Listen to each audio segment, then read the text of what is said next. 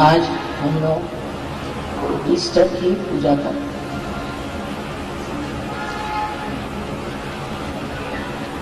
आज सजोगियों के लिए एक महत्वपूर्ण दिन है, क्योंकि ईसा मसीह ने दिखा दिया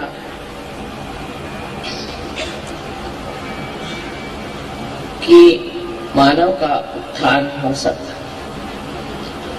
और उस उत्थान के लिए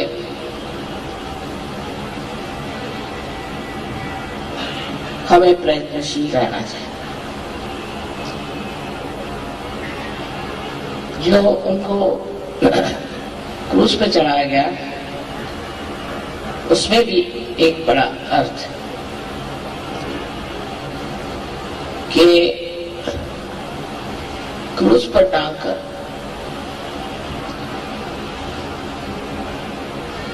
उनकी हत्या की गई और क्रूस आज्ञा चक्र पे एक स्वस्तिक का ही स्वरूप है, उसी पर टांग करके और ईसा मसीह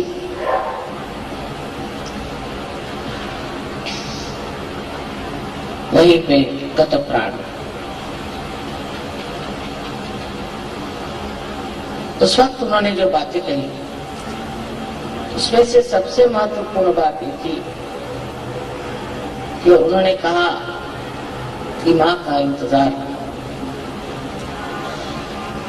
माँ की ओर नजर करो। उसका अर्थ कोई कुछ भी लिखा है पर दिखाई देता है कि उन्होंने ये बात कही कि मैं तुम्हारे लिए एक ऐसी शक्ति भेजूंगा जिसके 3 अंगों त्रिगुणात्मक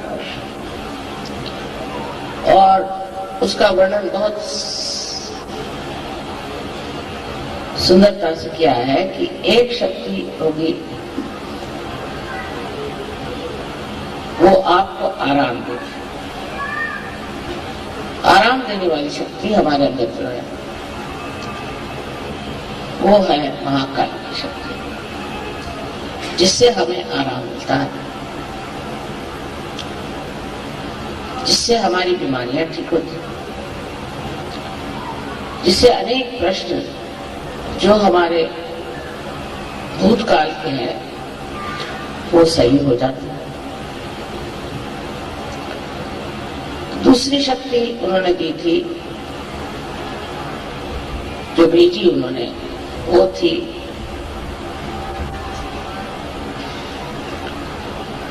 महासरस्वती। महासरस्वती उन्होंने काउंसिलर का, माने जो आपको समझाएगी, उपदेश करेगी, जैसा वर्णन योग निरूपण कराएगी। यह दूसरी शक्ति से जिससे हम ज्ञान, सूक्ष्म ज्ञान को प्राप्त हो। और तीसरी शक्ति महालक्ष्मी की, जिससे कि हम अपने उत्थान को प्राप्त होंगे, रिडम्पशन। इस प्रकार 3 शक्तियों की उन्होंने बात की थी। और बुद्ध ने भी कहा था कि मैं तुम्हें मात्रया भेजूं, माने 3 तरह की माँ, 3 तरह की माता या माताएं एकत्रित आएंगी। मात्रया लोगों को समझा मात्रया क्या होता है, मैत्रया करती है। ये जो मात्रया थी ये एक साथ आदिशक्ति नहीं हो सकती, और आदिशक्ति को उन्होंने कहा तो जरूर होगा कि प्राइमोर्डियल मदर, लेकिन जिन्होंने बाइबल को ठीक किया उन्होंने उसको होली घोस्ट बना दिया। और उसके जगह एक कबूतर बना दिया। क्योंकि जिन्होंने बाइबल को ठीक किया उनको स्त्री जाति से बहुत नफरत थी और वो विश्वास ही नहीं कर सकती कि कोई स्त्री भी कोई ऐसा ऊंचा कार्य कर सकती थी। उस नफरत के कारण उन्होंने उसका रूप अजीब सा बना दिया, होली घोस्ट। और दूसरी बात कही कि वो एक कबूतर। कबूतर का मतलब है कि वो एक शांति की दूत हो, लेकिन स्त्री की बात ही नहीं कि वो कोई स्त्री होगी या नारी होगी। और अपने शास्त्रों में कहा गया है कि संस्था ने महामाया, तो वो महामाया स्वरूप होंगी, लोग उन्हें पहचान नहीं पाए। पहचानने के लिए भी आपको आत्म साक्षात्कार लेना पड़ेगा। अगर आपने आत्म साक्षात्कार नहीं लिया तो आप पहचान ही नहीं सकते।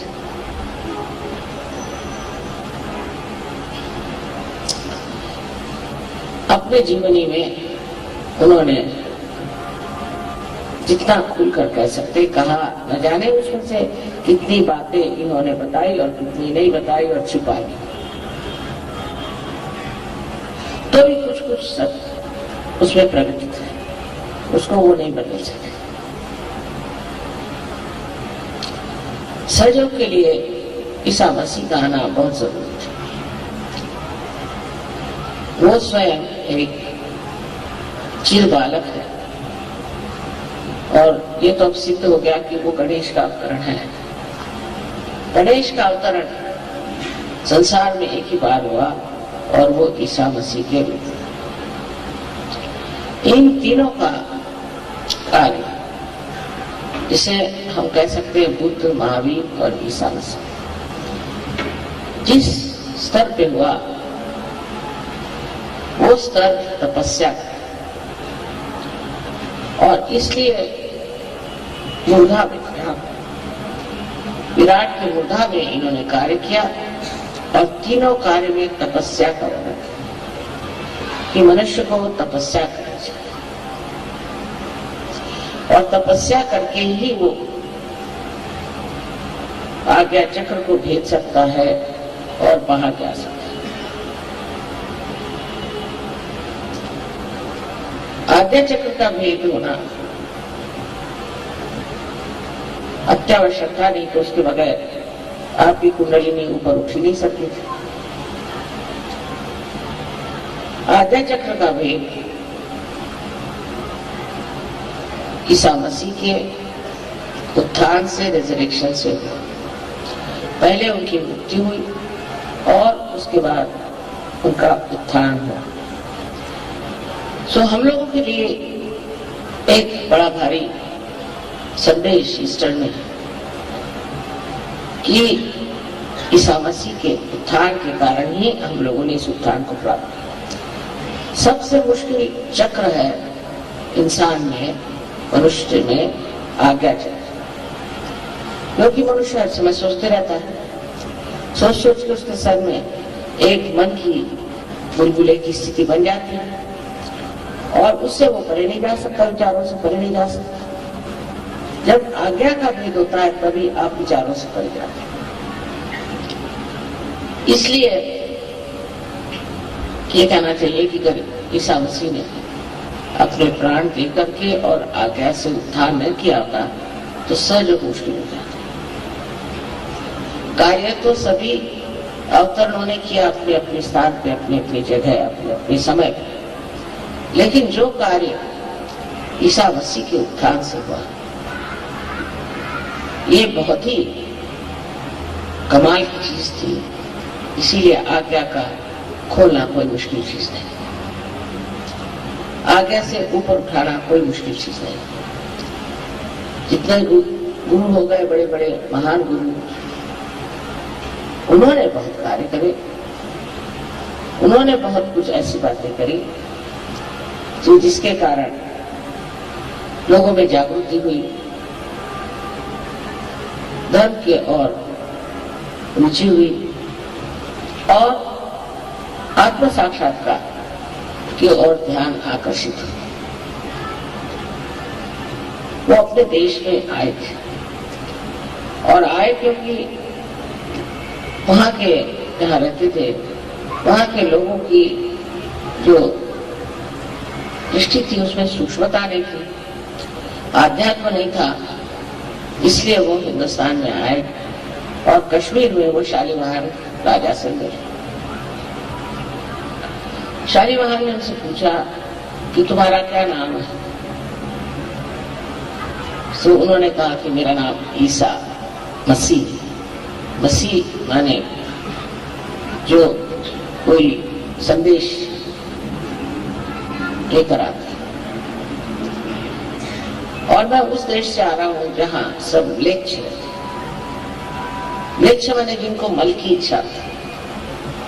अब आप देखते हैं कि विदेशी जितना भी कार्यक्रम होता है वो मल की इच्छा करते लोगों को, पता नहीं कैसे मल ही अच्छा लगता है, एकदम पागलपन ही अच्छा लगता है।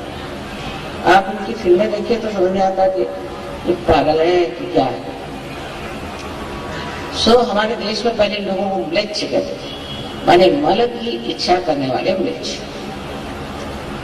और इनको मल की इच्छा है और मैं वहां कहाँ जाऊं, मेरा तो देश यही है क्योंकि मैं आध्यात्म में। तो शालीमार ने कहा कि आप इतने पहुंचे पुरुष हैं तो आप वापस और अपने ही देश में एक शब्द उन्होंने कहा कि निर्मल तत्वम, प्रिंसिपल ऑफ प्यूरिटी, वो लोगों को सिखा। बहुत जरूरी, अगर आपने निर्मल तत्व वहां बना दिया तो लोग जो है म्लेच्छ तरह से छुटकारा पाए। वो गए वापस, सिर्फ किसी तरह से 3.5 साल रहे और फिर उनको पकड़ के क्रॉस पे चढ़ाया। वो उनको विदित था, वो जानते थे कि ये करना जरूरी है, लेकिन जिस शान से उन्होंने अपने प्राण त्याग किए, एक अद्भुत व्यक्तित्व था, ये जाहिर होता। और इतने थोड़े से साल में 3.5 साल उन्होंने अपनी जीवनी में जो कार्य किए हैं वो बहुत महान है। ये जरूर है कि वो किसी को आत्म साक्षात्कार दे नहीं पाए, क्योंकि उस वक्त ऐसे सत्य को खोजने वाले नहीं थे जैसे आप लोग। मेरे नसीब अच्छे हैं और इसलिए ये कार्य जो हुआ वो आत्म साक्षात्कार के पहले का कार्य हुआ। माने ये कि लोगों ने जाना कि इस मनुष्य जीवन से परे भी कोई और जीवन है। उन्होंने उसमें कहा कि तुम्हें फिर से जन्म लेना, खुद भी उनका उत्थान फिर से जन्म लेना। और अपने यहां भी कहते हैं कि दूसरा जन्म जैसे एक अंडे से पक्षी निकलता है, उसी प्रकार जब होता है तभी उसे द्विज कहना चाहिए, जिसका दूसरे बार है। और जब उसका परिवर्तन हो जाता पूरी तरह से और उसमें पूर्णतया शक्ति आ जाती, तो संसार में कहीं भी उड़ के चला जाए, उसके पास सारी संचार शक्ति आ जाती। आपको तो मालूम है कि साइबेरिया से पक्षी उड़ करके किस तरह से हिंदुस्तान आते, जाड़े में यहाँ आते और गर्मियों में वहां जाते। ना उनके पास कोई रडार है, एरोप्लेन है, कुछ नहीं।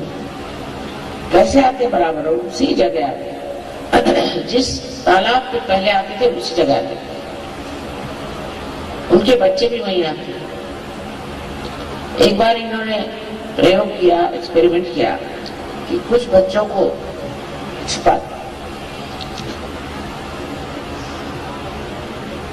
तो उन्होंने खोज निकाला अपने बच्चों को, लेकिन कुछ बच्चों को खोजा भी नहीं था, वो उड़ के बराबर चले आए सीधे हिंदुस्तान।